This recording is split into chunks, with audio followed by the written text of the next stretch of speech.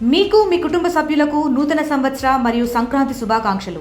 ఇట్లు శ్రీ బత్తుల బలరామకృష్ణ, తూర్పుగోదావరి జిల్లా రాజానగరం నియోజకవర్గం శాసనసభ్యులు శ్రీమతి బత్తుల వెంకటలక్ష్మి, రాష్ట్ర కమిటీ కోఆర్డినేటర్.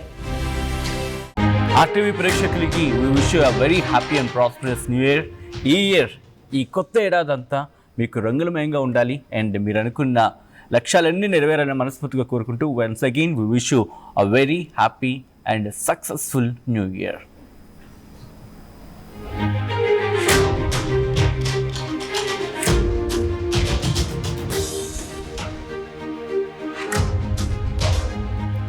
బ్రేకింగ్ న్యూస్ చూస్తున్నారు. దమ్ముందారా అన్వేష్కి సవాల్ విసురుతోంది తెలుగు ప్రపంచం. కొత్త సంవత్సరం వేళ అన్వేష్ కొత్త వీడియో రిలీజ్ చేసిన తర్వాత కూడా ఇదే మాట వినిపిస్తోంది. ఇండైరెక్ట్గా గరికపాటికి తన సవాల్ చేస్తున్నాడు, గరికపాటికే సవాల్ చేస్తున్నాడు అని అర్థం వచ్చేలా ఉందంటూ చర్చ జరుగుతుంటే అర్థం చేసుకోవచ్చు. పురాణాలపై డిబేట్ పెడితే తనతో ఎవ్వరూ గెలవలేడంటూ ఛాలెంజ్ చేస్తున్నాడు. ఏంది పురాణాలపై నువ్వు చెప్పేది ఏంది, మేము వినేది ఏంది? ఇది ప్రజల మాట. గత ఏడాదితో చాలా నేర్చుకున్నాను అంటున్నాడు. ఈ ఏడాదిలో తానేంటో చూపిస్తానంటూ సవాల్ విసురుతున్నాడు. తాను మారకపోతే చెప్పుతో కొట్టాలంటున్నాడు. కొత్త వీడియోలో రామాయణం గురించి మాట్లాడుతున్నాడు, మహాభారతం గురించి మాట్లాడుతున్నాడు, హిందూ ధర్మం గురించి మాట్లాడుతున్నాడు.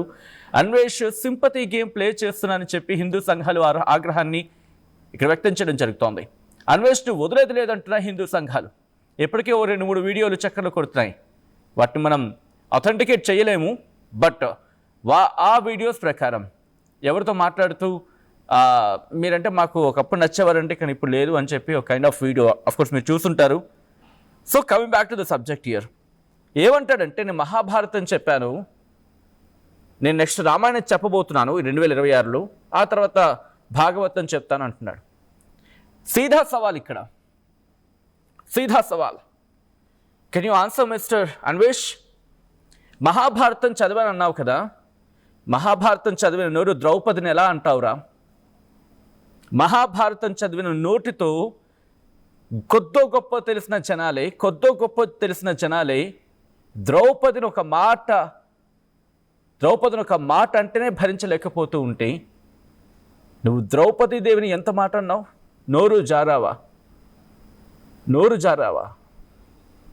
నోరు జారితే సమాధానం క్షమాపణ కోరాల్సింది ఎప్పుడైనా తెలిసి తప్పు చేస్తే ఒక లెక్క, తెలియకుండా తప్పు చేస్తే ఒక లెక్క. తెలియకుండా తప్పు చేస్తే వెంటనే ఆ రోజే క్షమాపణ కోరుతారు. ఎంత సమయం తీసుకున్నావు? మహాభారతం చెప్పావు. మహాభారతం చెప్పిన తర్వాత నువ్వే అంటున్నావు కదా నీతో ఎవరు డిబేట్కి రాలేరని చెప్పి నువ్వు అన్నప్పుడు ఒక్కసారి ఇలా ప్రశ్నిస్తున్నావు కదా నీతో ఎవరు డిబేట్కి రాలేరని చెప్పి. ఒకవేళ కాదు, జస్ట్ క్వశ్చన్ యువర్ సెల్ఫ్, ఇలా క్వశ్చన్ చేసుకోండి. Anvesh, I have huge respect but not now. ఒకప్పుడు ఏంటంటే రెస్పెక్ట్ ఉండింది, అఫ్కోర్స్ ఎప్పటికీ ఉంటుంది, మీరు అది కాపాడుకోగలిగితే. బట్ ఇక్కడైతే మాత్రం కనిపించట్లేదు. ఇది నేను నా ఒక్కడి మాట కాదు, జనాల నుంచి వినిపించిన మాట. You can see that comments. Mahabharatam గురించి మీరు చెప్పారన్నారు కదా, వెరీ వెల్, గుడ్, మంచిది. బట్ అంత చెప్పిన తర్వాత మన దగ్గర ఏదో సామెత ఉంటుంది, అంత విన్న తర్వాత ఇంటి వెనకాల వెళ్ళి ఏదో చేశాడంట, దేంట్లో దూకాడంట. ఎంత చదువు ఏం చేశారంటే ఇంటి వెనకాల వెళ్ళి దేంట్లో గోతులో దూకాడంట.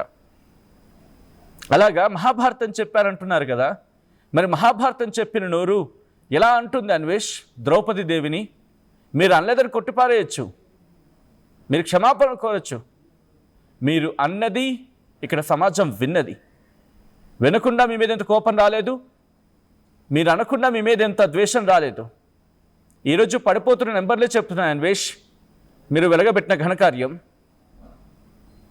తెలుగు ప్రజలు ఇప్పటికీ మీ మీద ఇంకా ఇక్కడ ఒక సాఫ్ట్ కార్నర్ ఉంది కాబట్టి మిమ్మల్ని యాక్సెప్ట్ చేశారు.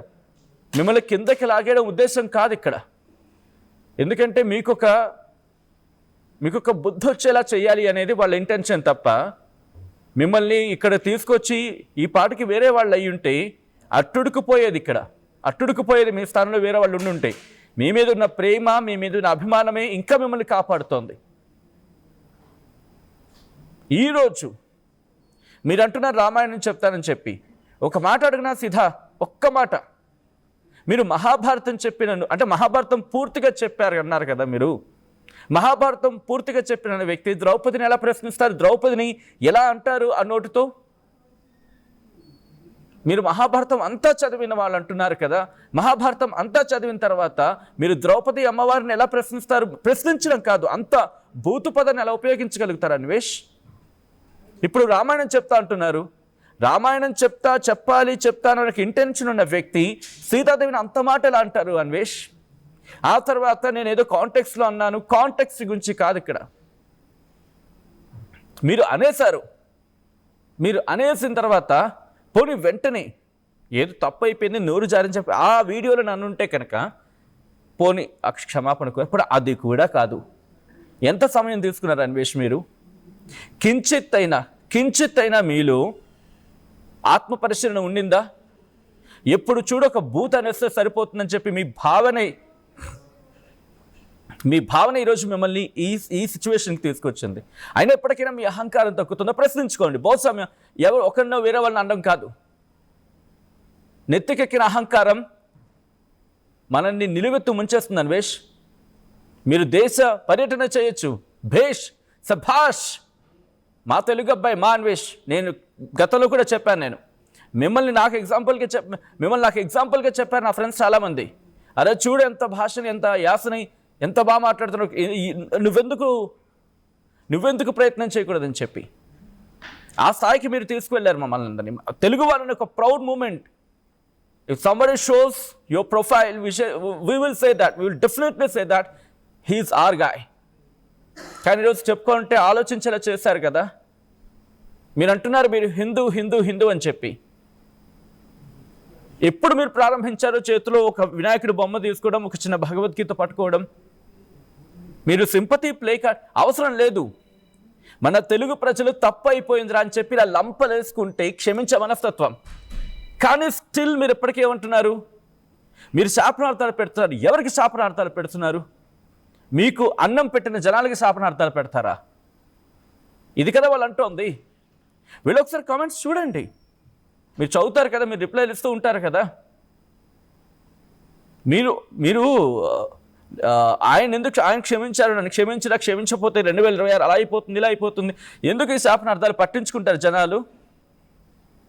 నాలుక మీద మచ్చ ఉంది, నాలుక మీద కాదు ఒంటి మీద ఎక్కడ మచ్చ ఉన్నా పట్టించుకోరు అన్వేష్. మనమేమంత ఋషులు మహర్షులం కాదు హిమాలయాలో కూర్చొని తపస్సు చేసేదో సోకాల్డ్ పవర్స్ని సంపాదించడానికి. ఒక్కసారి నేను జనాలతో మాట్లాడే ప్రయత్నం చేస్తున్నాను, జనాల నుంచి రెస్పాన్స్ తీసుకుంటాను.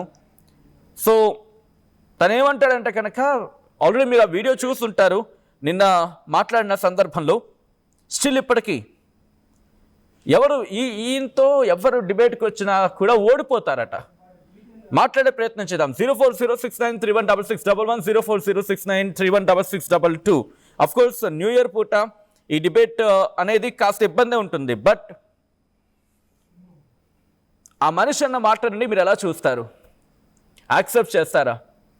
ఎవరు నాతో డిబేట్కి వచ్చినా ఓడిపోతారు, లేకపోతే ఎవరు నాతో డిబేట్కి వచ్చినా కష్టమని చెప్పి ఆ టైప్లో మాట్లాడుతున్నాడు కదా మనిషి. ఇప్పటికైనా అహంకారం తగ్గింది అనుకుంటున్నారా? నేను దేవుణ్ణి అనుకుంటే తప్పులేదు, నేనే దేవుణ్ణి అనుకుంటే తప్పు అన్వేష్. నేనేకి ఇదే డిఫరెన్స్. మీరు మహాభారతం చెప్పా అన్నారు కదా, వెల్ భేష్, బహుశా మీకున్నంత జ్ఞానం కూడా మాకు ఉండకపోవచ్చు. కానీ మేము ఎప్పుడు ద్రౌపది అమ్మవారి గురించి అసలు ఆ మాట ఎలా అనిపించింది మీకు అన్వేష్? మీ ఇంటెన్షన్స్ ప్యూరిటీ ఉందా? Just question your self. మమ్మల్ని ఏదో అన్నం కాదు. మీరు వీడియో చేసినప్పుడు మీ ఇంటెన్షన్ ఏంటి? ఆ రోజు ఇంటెన్షన్ ఏంటి? మీరు ఏదో ఎడ్యుకేటెడ్ వీడియోస్ టైప్లో చేసినట్టుగా ఆ రోజు చేసే ప్రయత్నం చేసినప్పుడు స్టిల్ ఇప్పటికీ మిమ్మల్ని వాళ్ళు యాక్సెప్ట్ చేశారు, ప్రజలు యాక్సెప్ట్ చేశారంటే అర్థం చేసుకోండి. బట్ ఈరోజు మిమ్మల్ని వద్దు అని అనుకోవట్లే, ఇంకా గుర్తుపెట్టుకుని వద్దు అని అనుకోవట్లే. వీడికి బుద్ధి రావాల్సిందని కోరుకుంటున్నారు, వీడికి బుద్ధి రావాల్సిందే అని చెప్పి కోరుకుంటున్నారు అంతే. అందుకే ఆ నెంబర్లు పడిపోతున్న అది మీ పతనం. ఇప్పటికైనా తప్పు అయిపోయిందని చెప్పి క్షమాపణలు వాళ్ళని కన్విన్స్ చేయండి. తెలుగు ప్రజలు గొప్పవాళ్ళు అన్వేష్, మహామహులై. ఎంతటి దుర్మార్గులైనా, ఎంతటి దాష్టికాలకు పాల్పడినా వాళ్ళు మార్పు వచ్చిందని చెప్పి నమ్మితే వారిని అందరిలోకి ఎక్కించిన ఘనత మనకుంది. మీరు మహాభారతం గురించి మాట్లాడారు అన్నారు కదా, దట్స్ సో హర్టింగ్. మహాభారతం గురించి మాట్లాడిన వ్యక్తి ద్రౌపది దేవిని ఎలా అంటారు, అంత తెలిసిన వ్యక్తి, అండ్ పైపెచ్చి ఏమంటారు ఇప్పుడు మీరు, ఎవరు నాతో డిబేట్కి వచ్చినా గెలవలేరా? Stop with this nonsense, stop this attitude. జనాలు హర్షిస్తారు కొంత సందర్భం వరకు, ఆ నెంబర్స్ పడిపోతున్న నెంబర్స్ చెప్తున్నాయి. మీరు ఒక 20 minutes of 90 minutes మీరు వీడియోస్ చేశారు, గ్రేట్. మీరు కన్విన్స్ చేసే ప్రయత్నం చేస్తున్నారు, అర్థమవుతోంది. ఓ రోజుకు 5 వీడియోలు 10 వీడియోలు చేసేద్దాం అనుకుంటున్నారు, అది కూడా మంచిదే. మీరు మంచి కాంటెంట్ ఇస్తే ఆ కాంటెంట్ యాక్సెప్ట్ చేస్తారు, ఎంకరేజ్ చేస్తారు. ఎందుకు జనాలతో మాట్లాడే ప్రయత్నం చేద్దాం. గుంటూరు నుంచి ఎవరండి? రాజశేఖర్ గారు గుడ్ మార్నింగ్ అండి, హ్యాపీ న్యూ ఇయర్ మీకు కూడా. Good morning sir, happy new year. Rajasekhar గారు ఎలా చూస్తారు? ఇప్పుడు మహాభారతం చెప్పానన్నాడు, మహాభారతం చెప్పిన తర్వాత ద్రౌపది అమ్మవారిని అక్కడ అపహాస్యం చేసిన సందర్భం కాదు, చాలా దరిద్రమైన ముందు మాత్రం వాడు పురుగులు పడి చచ్చిపోతాడండి. సీతాదేవిని మహాభారతం ఏవడం చేసినవాడు భూమి మీద ఎవడో బతకడు. నేను చూస్తున్నాడా, వాడు పురుగులు పడి చచ్చిపోతాడు. ఎందుకంటే మన పవిత్రత, మన హిందూ ధర్మాలను మనం కాపాడుకోకపోతే ఎవరు కాపాడతారండి? ఆడు మన ఇండియా మీద పుట్టాడు, ఆడు మనిషి జన్మెత్తినాడు, అమ్మ నుంచి వచ్చినాడేనాడు. వాడు తల్లి గర్భంలో నుంచి వచ్చినాడు, తల్లి గురించి తెలియకుండా తల్లి గురించి మాట్లాడేది వాడు. రామాయణం కూడా చెప్తాడంట. సంజీవునిగా ఆంజనేయ స్వామి ఉన్నాడు భూమి మీద, వాడు పురుగులు పడి చచ్చిపోతాడు 41 రోజులు. చూడండి ఎందుకంత కోపం మీకు, ఎందుకంత కోపం వచ్చింది అంటే, ఎందుకంటే కోపం అంటే మన సీతాదేవిని, మన మహాభారతాన్ని, మన హిందూ సాంప్రదాయాన్ని వాడు తల్లి గర్భంలో నుంచి వచ్చినోడేగా. ఒక తల్లిని ఆడదాన్ని గౌరవిస్తున్నప్పుడు మనము ధర్మంగా ఉంటాం నేర్చుకోవాలి. ఇప్పుడు ఒకటి చిన్న ఎగ్జాంపుల్ చెబుతాను గురువు గారు.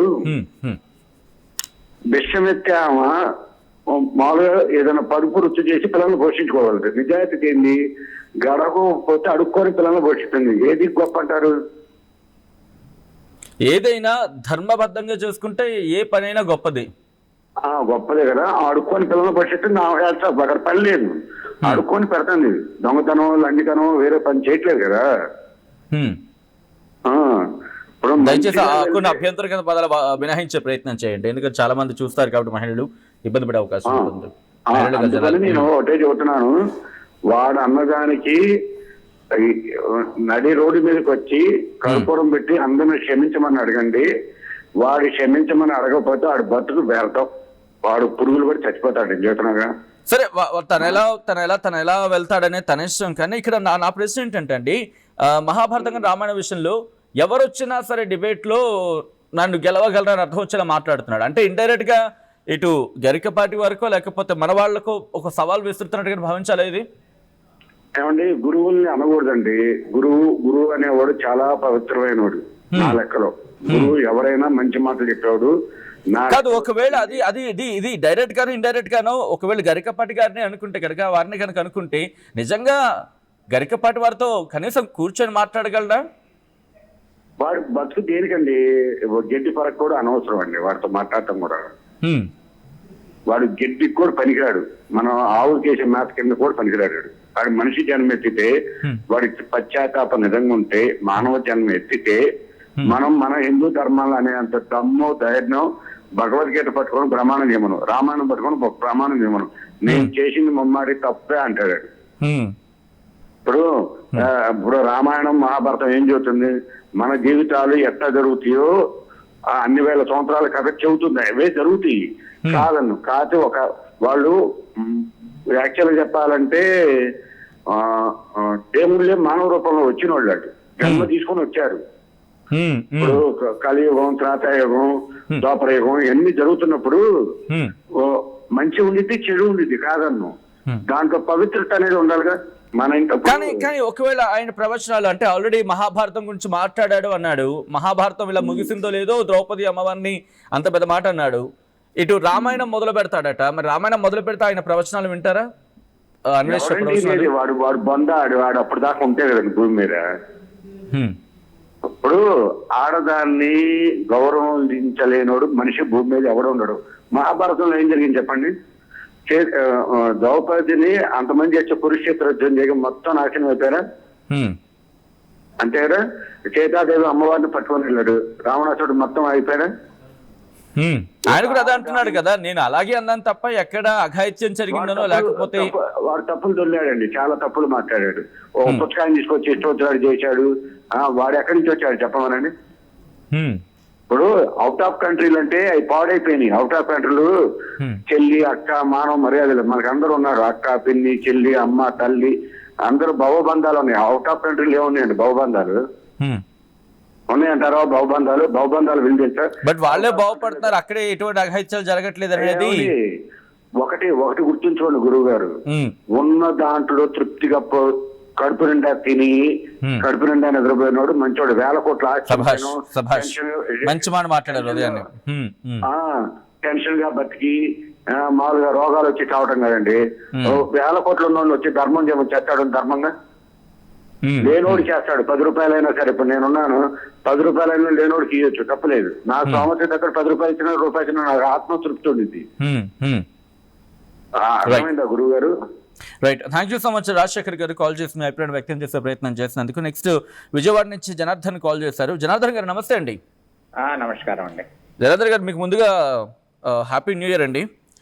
మీకు సేమ్ టు అండి జనార్దన్ గారు. బట్ ఉదయాన్నే దీని గురించి మాట్లాడుకోవాల్సి వస్తుందని చెప్పి బహుశా ఎవరు అనుకుని ఉంటారు. బట్ తను వీడియో రిలీజ్ చేశాడు కాబట్టి మాట్లాడుకుంటున్నాం. తను పశ్చాత్తాపం తన మాటల్లో కనిపిస్తుందా? ముందు ఆ మాట మీకు. పశ్చాత్తాపం అతను మాట్లాడే మాటల్లో చూడండి ఎంత వెటకారంగా ఉందో. మీరు తెలుగు ప్రజలు, మీరు అంటే తెలుగు ప్రజలు మీరేదో తప్పు అయిపోయింది అపాలజీ చెప్తున్నాను అంటున్నారు కానీ తనంతటిగా తాను చెప్పట్లా. తనంతటిగా అది వెటకారంగా మాట్లాడుతున్నారు. చూడండి మీరు మాట్లాడే మాటలో అతను తప్పు అన్నాను అని పశ్చాత్తాపం అనేది లేదు. మెయిన్ ఒక ప్రాబ్లం. మెయిన్ అతను మాట్లాడే మాటల్లో అతను చూడండి, అతను బిహేవ్ చూసి మాట్లాడండి. ఒకటి అంటే మేము మాట్లాడాం అనుకోండి, ఏదో దాని ఏంటంటారు కల్పించి దాని ఏదో అంటారు కదా, పుట్టు కథనాల్లో ఇలా ఏదో అంటారు కదా, అందుకే మీ అభిప్రాయం మేము తీసుకుంటున్నాం. అదేనండి వెటకారం కనపడుతుంది. నేను అతను వీడియో చూశాను కాబట్టి అతను ఏదో తప్పు, నేను తప్పు చేశానన్నారు, తప్పు అయిపోయిందని చెప్పమన్నారు అని అంటున్నాడే తప్ప నేను చేశాను తప్పు. ఇప్పుడు శివాజీ గారు తప్పు అయిపోయింది ఏదో మాట్లాడారు, 2 మాటలు దొరినాయి. అతను శివాజీ గారు అన్నప్పుడు అపాలజీ అంటే తప్పు అయిపోయింది చెప్పినప్పుడు వెనక్కి తీసుకున్నప్పుడు ఆయన భావాలు చూడండి, ఈయన భావాలు చూడండి. 2 చూడండి సపరేట్ గా 2 ఒకసారి పెట్టి. బట్ ఇక్కడ కొంతమంది అభిప్రాయం ఏంటంటే, ఇప్పుడే చదువుతున్న కామెంట్. ఇంకో విషయం చెప్పండి జనార్దన్ గారు. ఇప్పుడు ఎవరో కామెంట్ చేస్తారు, ఒక మనిషిని కిందకి లాగడమే జనాల పని అని చెప్పి. నిజంగా జనాలంతా కలిసి మనిషిని కిందకి లాగేస్తున్నారా అన్వేష్ని? ఏమండి, తను చేసే పని బట్టి కిందకి లాగేది పైకి వెళ్ళేది తను బిహేవియర్ అతను చేసి ఎక్కడైనా కాలు ఉన్నది. మన శాస్త్రం, హిందూ శాస్త్రం ప్రకారం కాలు జారితే తీసుకోవచ్చు, నోరు జారితే తీసుకోలేమన్నమాట నానుడి. అది ఇప్పటి నుంచి కాదండి, తరతరాల నుంచి వస్తుంది. అతను చేసిన దానికి కర్మ అనుభవిస్తున్నాడు అతను. అంతేగానండి అతని దగ్గరికి వెళ్ళి అయ్యా దీని గురించి మాట్లాడు, అసలు మ్యాటర్ దేని గురించి మాట్లాడుతున్నాడు, అతను దేని గురించి అతని దేని గురించి మాట్లాడాడు, ఎవరి గురించి మాట్లాడాడు? జనార్దన్ గారు, బహుశా మీరు ఇన్ని రోజులు బహుశా దాని వీడియోలు కూడా చూస్తూ ఉండుండొచ్చు కాక మీరు. సో ఎక్కడైనా పశ్చాత్తాపమో లేకపోతే ఏదో తప్పు చేశానని దాని ఏదో ఉంటుంటారు కదా, క్షమాపణ అనేది లేదండి అతనిలో లేదు. గర్వం అనేది కనపడుతుంది. నేను ఇంకోటండి, నిన్న అమెరికా నుంచి ఎవరో కాల్ చేశారు. అతను చేసిన వీడియోలు బాగానే ఉన్నాయి కానీ ఆ లోకల్ చేసి ఇప్పుడు చేశారు, ఇప్పుడు తప్పు అయిపోయింది, అతను మన్నించమని. అంటే ఒకసారి సపోజ్ చెబుతున్నాను, ఎవరైనా గొప్ప మేధావులు ఎవరైనా చేసేది చిన్నప్పటి నుంచి మంచి పనులు చేసినా ఒక మర్డర్ చేసి దానికి శిక్ష వేస్తున్నారు.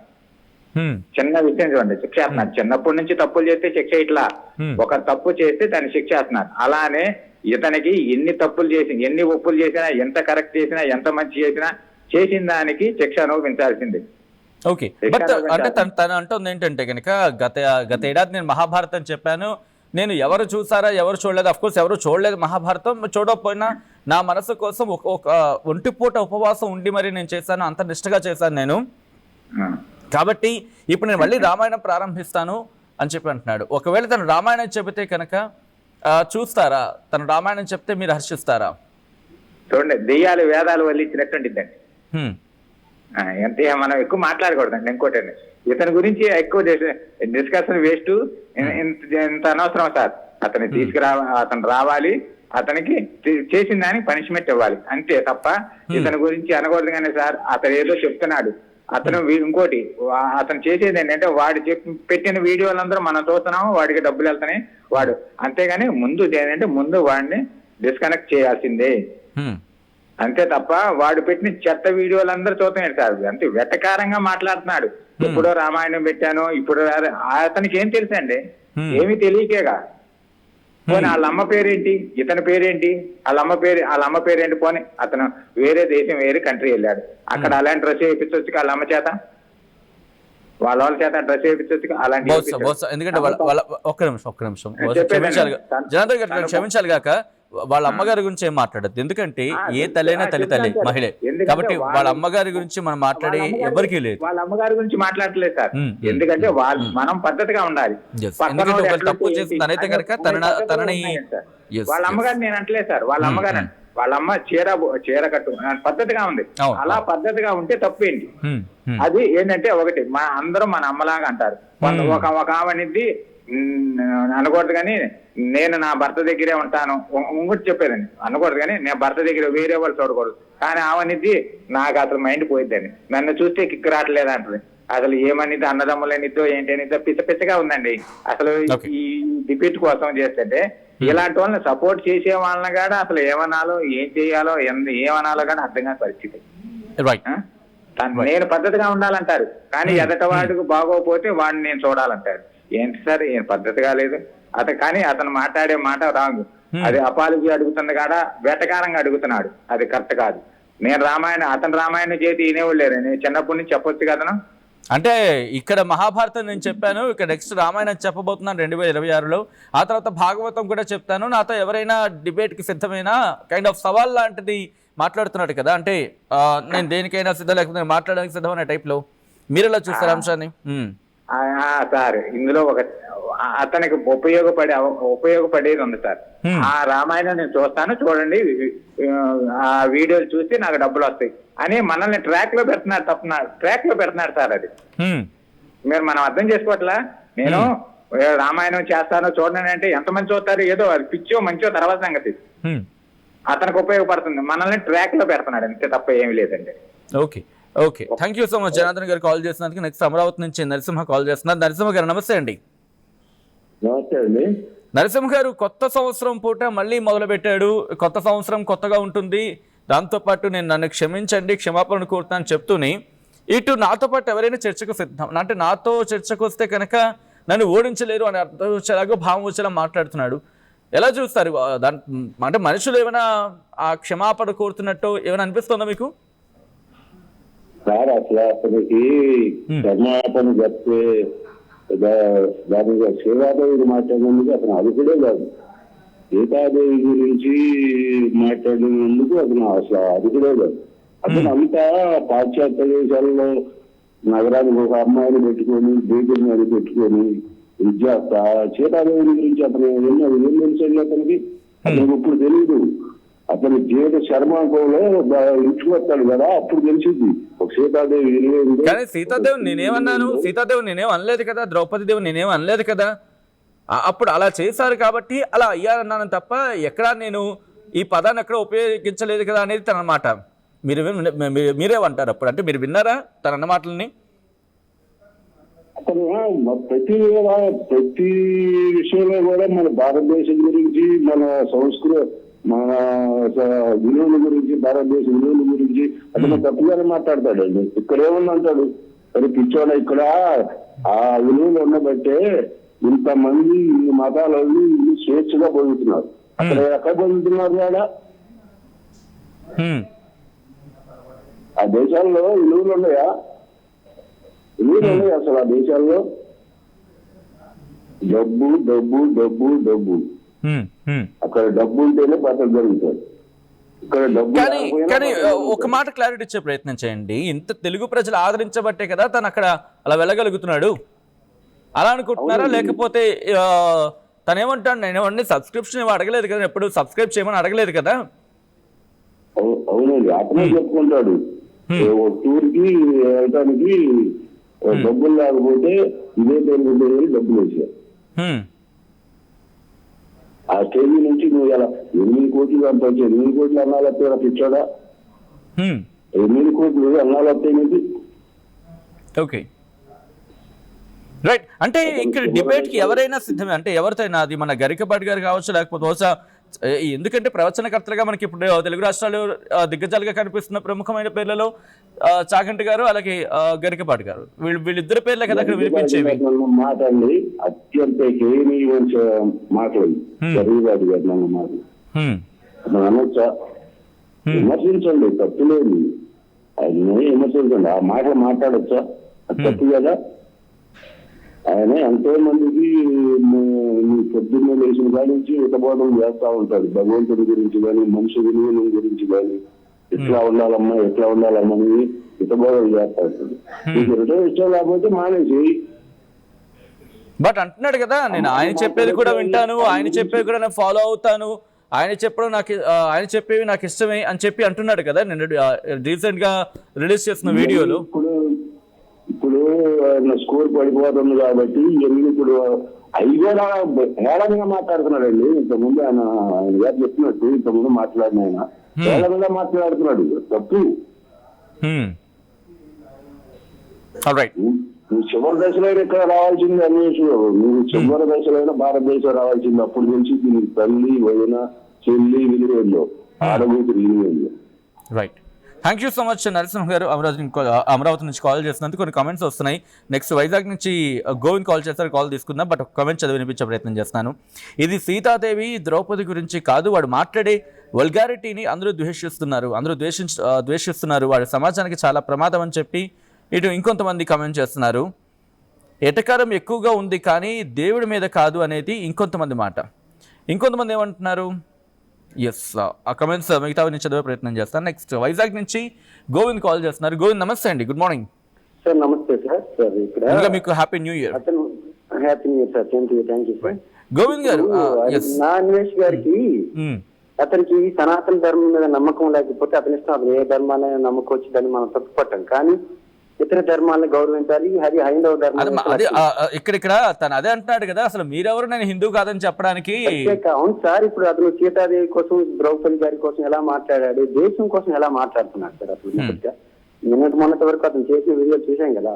ఏదైనా అతను ఏమైనా స్వాతంత్ర సమరయోధుడా? దేశానికి ఏమైనా సేవ చేశాడా? నలుగురు జనాల మీద పడి జనాలతో ఏదో వీడియోలు చేసుకొని, అంటే బెట్టింగ్ యాప్స్ విషయంలో నేనే కదా దేశాన్ని కాపాడింది, నేను ఇంత పోరాటం చేయడం వల్లే కదా సార్. అతను ఎవరు దేశాన్ని అతను కాపాడినట్టు సార్? అతను చెప్తేనే తెలుస్తుందా బెట్టింగ్ యాప్ కరెక్టా కాదని? ఎవరికి తెలియదా? ఎవరికి నాలెడ్జ్ లేదా? అంటే నేను యుద్ధం చేయడం వల్ల, నేను పోరాటం చేయడం వల్లే కదా సుప్రీంకోర్టు వరకు వెళ్ళింది అనేది సార్. బెట్టింగ్ యాప్స్ అతను చెప్పడమే సార్. ఈ రోజు పల్లెటూరులో వ్యవసాయం చేసుకున్న వాళ్ళు కూడా చాలా మంది చదువుకున్న వాళ్ళు ఉన్నారు. వాళ్ళకి తెలీదా బెట్టింగ్ యాప్ అనేది కరెక్టా కాదని చెప్పినారని చెప్పడానికి? ఈ రోజుల్లో అందరికీ అన్ని విషయాలు తెలుసు సార్. కానీ కాకపోతే ఏమవుతుందంటే మన స్వార్థం కోసం, అతని స్వార్థం కోసం ఈ సమాజంలో తనకు సెలబ్రిటీగా మారిపోయి నేను ఒక సెలబ్రిటీ అనుకుంటున్నారు, డబ్బులు వస్తున్నాయి కదా సార్, ఎలాగైనా మాట్లాడతారు.